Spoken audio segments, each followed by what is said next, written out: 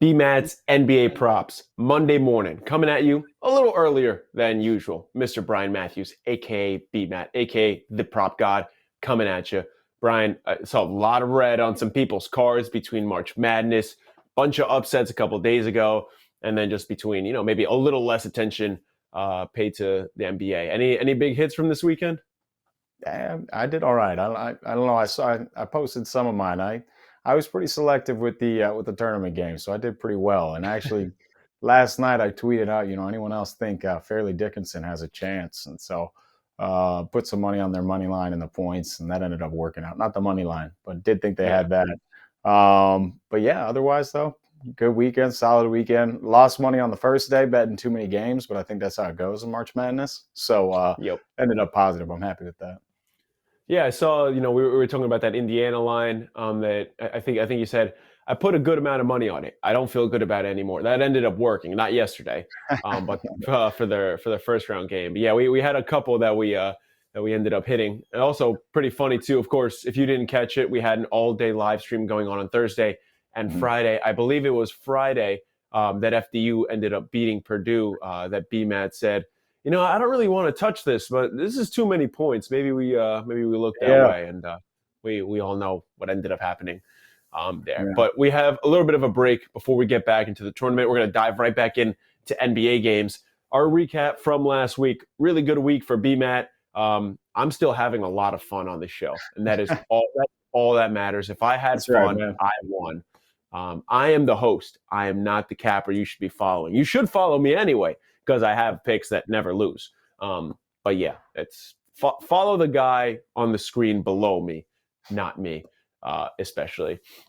BMatt, we have a bunch of picks that we're going to get to later today, but I do want to ask you about some MVP odds before, because we have seen a big shift. First time we've really seen it all season. Like it was Jokic the entire way, and he has dropped down. He is no longer the favorite. I'm going to pull up the odds here. Embiid minus 190 on FanDuel. Like this completely flipped. Jokic was like minus 250 like less than a month ago. He's plus 300 on FanDuel now. Giannis is plus 450. He's still in the race. So Tatum is in fourth. I think it's like plus 12,000. Don't really need to hit on that. Are you surprised? Because I think at this point I stopped paying attention because I was like, okay, this is over. This is Jokic's award, but it is completely flipped now, and dare I say for good reason. I mean, I can't say I disagree. Yeah, look, I'm holding on to a Joel Embiid plus 550 to win MVP ticket from a few weeks Let's back. go. It was after that first game where he hit the buzzer beater. You're like, hey, okay, he's it's that time of year. You can tell he's starting to make his case. Wish I would have put a little more on it, seeing the odds today. But I think it's a mix of a few things, right? Like Jokic has won it twice in a row. And it's almost funny because Jokic makes recording a triple-double look routine. And the books are reacting the same way. Like we've seen, 15, 20 games this year where Nikola Jokic is at minus odds for a triple-double. So it's almost like the Patrick Mahomes thing, like where you watch him play quarterback and you kind of get spoiled and you don't realize sometimes just how good he is. I think that's kind of the same thing. But look, when you watch Embiid on the defensive end, like he's just been a terror on the offensive end. He's making the big plays. I mean, he's had kind of a stretch here down the way. So I think it's a mix of voter fatigue and the fact that Embiid is putting a statement on things, and I think this might be his year to win it.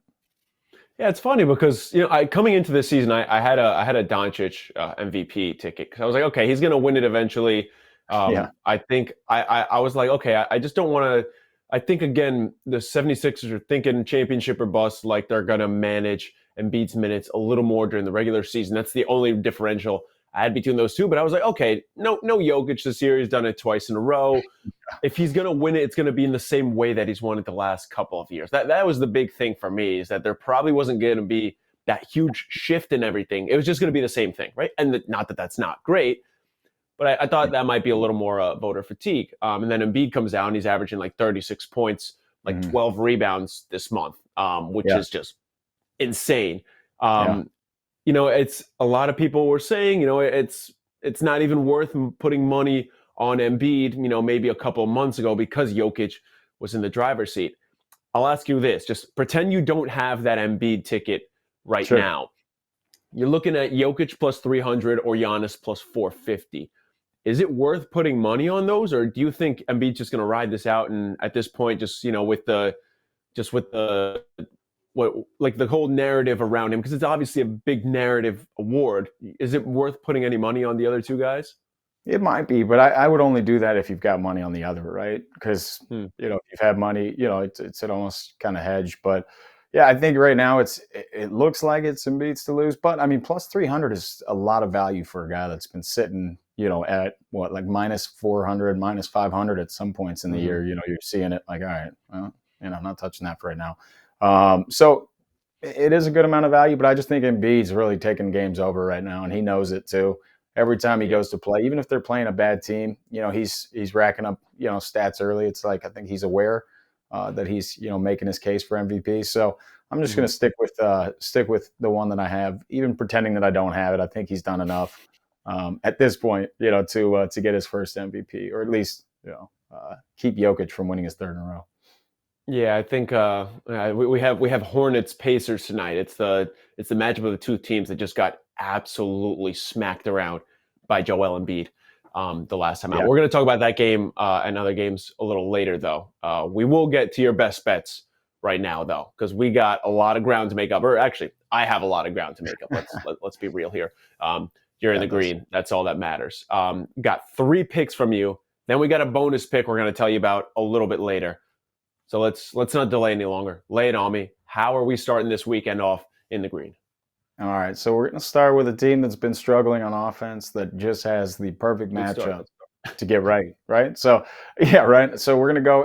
I think today's Clay Day. So I'm going to go Klay Thompson over 22.5 points. I took this at 21.5 last night, but I'm going to go ahead. Look, if you look at his only 2 games, in the 2 games that they've played, the Rockets this year, Klay Thompson has over 40 points in both games, and he's made 10 3-pointers and 12. So it's 22 combined in just 2 games against them. They're giving up the second most points to shooting guards, third most 3-pointers to shooting guards. So it's one of those matchups where not only is he putting it on paper or filling up the box score, but it looks good on paper too. So everything checks out there. So this is an easy pick for me. Plenty of points should be scored. I don't think the Warriors are going to struggle scoring the ball tonight. So I'll go Klay Thompson over 22.5 points. So let me ask you a question, just personal between your kind of process here. You get someone like Klay Thompson. Obviously, his bread and butter is shooting from 3. When you have him against a team that is as bad as the Rockets are in defending the 3, how do you kind of decide between I'm going to take his points or I'm going to take his threes today? Look, long term. So my process, the long term average points are going to be more profitable. Like 3-pointers are they're hard to, living and dying by betting 3-pointers is tough. But when when you do it and you pick the right spots, it's fine. But, you just got to look at like, all right, let me look back. Cause I've seen plenty of times, we talked about Devin Booker. He had 40 points the other night and I think hit his third 3 with like 4 minutes to go, so it's like, man, Trae Young had 35 the other night, but didn't hit, 3 3-pointers. So it's like, it's pretty wild to think that a guy can score that many points, right, without just putting a couple in from deep. So even though I expect Klay Thompson to, go off, and it's at plus odds, I'd just rather take the points here. You just never know, So He scored 40 plus in both matchups. I'm gonna pick this one as a get right spot for him. It's the Rockets. Yeah, maybe you'll take Jason Tatum, who was shooting 40% from 3 over his last 3 games, and had made 17 threes over his last 3 games, and then goes 1 for 8 shooting the ball against the Rockets. So I hope you don't get one of those situations. I know this isn't one of your picks, but just going along with that, look out for the Rockets plus 10.5. Low-key have not been a terrible team over the last 10 games, which is not something you can say for the whole season. And the Warriors have been atrocious on the road. So just something to look out for there. All right, what's pick number 2? All right, so look, I'm going to stay with the same game. I'm going to go Steph Curry over 6.5 assists. And I'm playing this on FanDuel because they bumped the line up. Most other books have it at over 5.5, but you're going to get that at minus 160. I don't like that kind of juice. I do like over 6.5 at plus 118 on FanDuel. Look, this is a number he's hit in the last 5 games against the Rockets. He's actually had a double-double in both games against them. He had 30 points or 30-plus points, 15 assists in the first game against them, 30-plus points, 10 assists in the second game against them. So, the assists in this matchup, against a team that doesn't defend all too well, when plenty of points should be scored, and one that could potentially be close because the Warriors are struggling. I like this one at plus odds. So I'm taking Steph Curry over 6.5 assists. And then I'm also going to sprinkle on the double-double over at DraftKings, which is plus 450 there. I think it's plus 290 on FanDuel. Okay, and I mean, look, it might not be the Warriors Rockets matchups when James Harden were there, but you still have a good team and a very bad team. So take advantage of it how you can. All right, hit me with number 3. All right, look, number 3, I'm going to go with De'Aaron Fox over 26.5 points. I really like this spot. De'Aaron Fox gets a great matchup. He's going against the Utah Jazz, who give up the 3rd most points to opposing point guards. And if you really look at it, their other offensive force, Domantas Sabonis, has a pretty tough challenge tonight with Walker Kessler, who's actually proven to be one of the tougher interior defenders in the NBA this year. So I think it's actually a much, much better spot for De'Aaron Fox. Last 2 times these teams played, I believe he put up 37 on them. So I like him to clear 26.5. I'm hoping he does that easily and without a sweat. Yeah, I was looking at Sabonis under, I think it was like 38 or 39.5 points, rebounds, and assists against Walker Kessler. But I found another pick that just really intrigued me, which I will put a warning sign on, just in general with my track record here. But I'll go with my 2 picks here. My top pick for today is Grizzlies minus 1.5. It was -2 when I started taking all this morning, and it's dropped down to minus 1.5 now tonight against the Mavs. And it comes down to this. And I know if you don't want to trust the Grizzlies without Ja Morant, that's fine. But they have been piecing things together. Tyus Jones has been really good for them. Jaren Jackson Jr. has really picked it up without Ja Morant as well. This Grizzlies team has been incredible at home. Was it 29-5, an at-home record? And then you get the Mavs, who are really bad on the road. Not just betting, but just in general. 14-21 straight up and 15-20 against the spread on the road. You also get, Luka questionable and Kyrie questionable. No update on their status as of right now, but they haven't just been like questionable and they play every game. Like they will miss a game here and there. This is a big game, big rivalry. I don't know that they're going to want to miss another matchup against Dillon Brooks in this one, but I still really like this matchup. I like the Grizzlies minus 1.5. The Mavs are even worse coming off of a win, and they're on the road. So I am all over the Grizzlies tonight at minus 1.5. I want to get your thoughts on this next one, though. So this is someone who is like, we've talked about this. You don't have a NBA banned list. I don't really have one either. I have players I kind of stay away from. Jason Tatum, low-key, is on that list. This guy is also on that list. And I know off air we talked about this. You said that he's kind of on your list too. I saw this number. It seemed really high, and it is really high. And for that reason, I think I want to take it. It's Miles Turner over 29.5 points, rebounds, and assists against the Hornets. Get that at minus 115 at Bet365. Now, hear me out here. Miles Turner has spent some time injured recently. The Pacers have not been good. The Hornets have been even worse than that. He has missed this in 6 straight games. The Hornets have been playing some really bad basketball. Like Evan Mobley put up 27 points against them. Joel Embiid put up 38 points against them. Joel Embiid also messed up the Pacers recently. The Hornets in general have been top or bottom 10 in every single category in points, rebounds, and assists. Miles Turner is someone who is capable of hitting that 3 ball as well. He can rack it up. He's not a PRA machine, but he's missed this in his last 6 games. It's a bad matchup. Spread's only, I think, minus 1.5. Like, I know there are probably some more profitable guys here. Like maybe just look at some Buddy Hield points or something. But like, I don't know. This is way too high of a number for me to at least like not look into it. Again, this is why this has a warning sign on it. I'm not telling you to take this. I more so want to get your thoughts on this. That's a high number, are you saying right? Well, look, here's the thing though. If you're playing Charlotte or Detroit, that number is going to be a couple points higher than it was normally. I mean, they have no bigs. I mean, Charlotte, Nick Richards has been playing solid, but obviously they traded Plumlee. Mark Williams is out. We don't know when he's coming back. So they really have no bigs. So I think, the thing with Miles Turner, it's like I don't mind betting on a guy like Klay Thompson's gone. I think he's been under like 17 points in like his last 5 Mhm. games, right? I don't mind betting on a guy who hasn't hit that number, but Miles Turner to me, man, he's anemic, right? Like 1 week, I'll bet on him. I'll see a great matchup, right? And I'm like, all right, this is a smash spot. And then, I bet on him and I'm like, all right, he's doing cardio today. Glad. And then then the next day I stay away. He's got like 25 points, 3 or 4 3-pointers. I'm like, all right, today he cares. So he's just one of those guys that I can't figure out. So that's basically from my end. The number does seem high, but I mean, if you look at the matchup and a close spread, meaning, plenty of points too, he should be playing quite a bit. I don't think that's a terrible number, but I'm just not touching it. Yeah. Again, who knows what can happen in that game. That's fair. You can also take him if you want to play it safe. And this is a good bet too. I really wanted to hear this input because I know you're not a Miles Turner fan. Miles Turner, yeah. You can get him at over 20.5 points, just straight up. I think that was at -120 last time I checked. That is a much more attainable number. But that 29.5, I think he's gone under like 25 points, rebounds, and assists. Again, I get it, bad matchup, but that 4-point jump, was enough if I for were me to going look anybody at. in that game, man, I like Kelly Oubre, right? Like I keep going back to him. It's like there are going to be a lot of points scored in that game, and Oubre's got a great matchup.